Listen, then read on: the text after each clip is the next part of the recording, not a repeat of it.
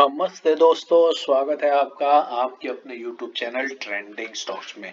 Thursday 21 of November, Thursday के दिन के लिए हमने कुछ इंट्राडे ट्रेडिंग के पॉइंट ऑफ व्यू से स्टॉक्स को आइडेंटिफाई किया है जिनको आप वॉच लिस्ट पे लगा सकते हो और इंट्राडे में बाई सेल के ट्रेड ले सकते हैं। तो चलिए वीडियो शुरू करते हैं। वीडियो शुरू करने से पहले अगर चैनल पर पहली बार आ रहा है तो बेल आइकन प्रेस करके चैनल को सब्सक्राइब जरूर कर दीजिएगा, ताकि आपको रोज इंट्राडे और स्विंग के 3 और वीकली पोजिशनल के 3 स्टॉक्स का सिलेक्शन का लॉजिक के साथ का वीडियो और उसका डेली वीकली एनालिसिस और उसके अलावा सेक्टोरल इंडेक्स का एनालिसिस और टॉप पिक्स कुछ सेक्टर्स की, उसके सारे वीडियोस आपको डेली बेसिस पर रेगुलरली अपडेट के फॉर्म में मिलते रहे। तो चैनल के साथ जुड़े रहिए, सीखते रहिए और मार्केट से पैसा कमाते रहिए। पहला स्टॉक जो हमने सिलेक्ट किया था वो एनबीसीसी है। एनबीसीसी हमने क्यों सिलेक्ट किया था, इसको मैंने डेली टाइम फ्रेम पर रखा है।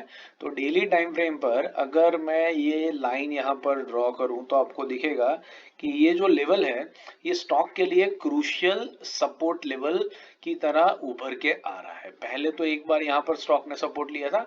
रीसेंट टाइम्स की अगर हम बात करें तो रीसेंट टाइम्स में स्टॉक ने यहाँ पर एक बार सपोर्ट लिया था और अब पिछले 4 दिनों से स्टॉक इसी लेवल पर आकर के रुका हुआ है। स्टॉक ऊपर निकलता है और फिर एक रिजेक्शन लेकर के 2-3% की अपसाइड दिखाता है और फिर एक रिजेक्शन लेकर के इसी लेवल पर आकर के क्लोज कर देता है। इसका मतलब है ऊपर से काफी तेज सेलिंग प्रेशर आ रहा है और पॉसिबिलिटी है कि 5वें दिन में ये स्टॉक यहाँ से नीचे जाएगा, लेवल को तोड़ देगा और आपको सेल साइड में बढ़िया ट्रेड देखने को मिलेगा।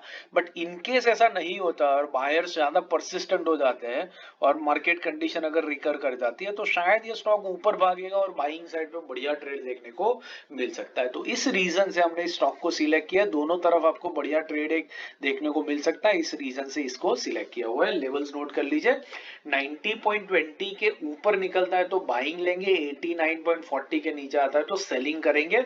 40 रुपीज 40 पैसे का स्टॉप लॉस रहेगा और 1% का टारगेट लेकर के इस स्टॉक को आप वॉच लिस्ट पे लगा करके स्टडी कर सकते हैं। दूसरा स्टॉक है ओरिएंट इलेक्ट्रिक। ओरिएंट इलेक्ट्रिक हमने क्यों सिलेक्ट किया है वो देख लेते हैं।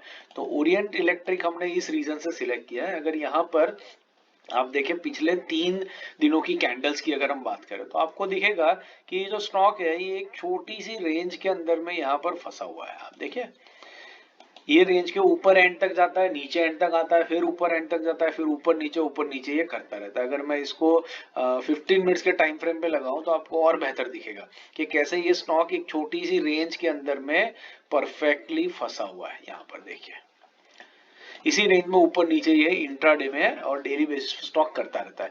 तो हो सकता है कि कल के दिन में या तो शायद ये रेंज के अंदर में ही ट्रेड करे, या तो हो सकता है कि ये स्टॉक इस जो लेवल है इसका जो मीडियन है, अगर मैं यहाँ पर ये लाइन ड्रॉ करूं तो इसके मीडियन के ऊपर या तो स्टॉक निकलेगा या तो फिर सेलर्स हावी हो जाएंगे और ये स्टॉक उसके नीचे आ जाएगा। इन ईदर केस आपको बाइंग सेलिंग साइड पे बढ़िया ट्रेड देखने को मिल सकता है। एनीवेज ये जो रेंज है, ये रेंज अगर आप देखेंगे तो ये रेंज पूरी की पूरी ऑलमोस्ट 9 रुपए की रेंज है।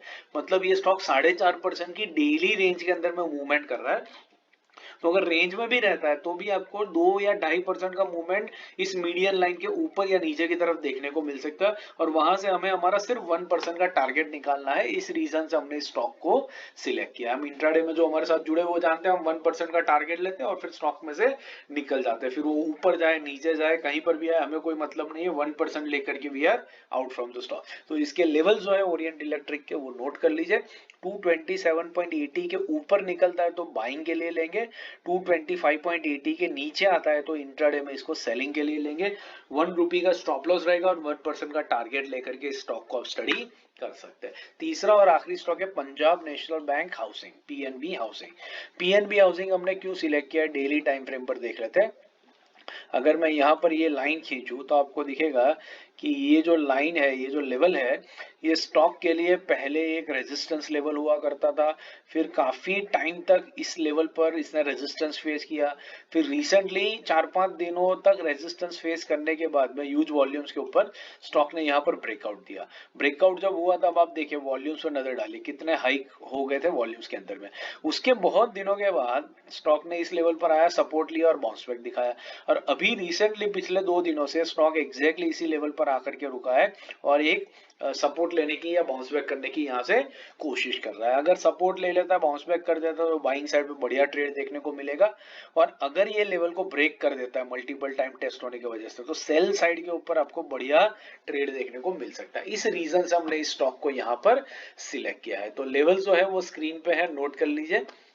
868 के ऊपर निकलता है तो बाइंग लेंगे, 862 के नीचे आता है तो इंट्राडे में सेलिंग के लिए लेंगे। 4 रुपी का स्टॉप लॉस रहेगा और 1% का टारगेट लेकर के स्टॉक को आप स्टडी कर सकते हैं।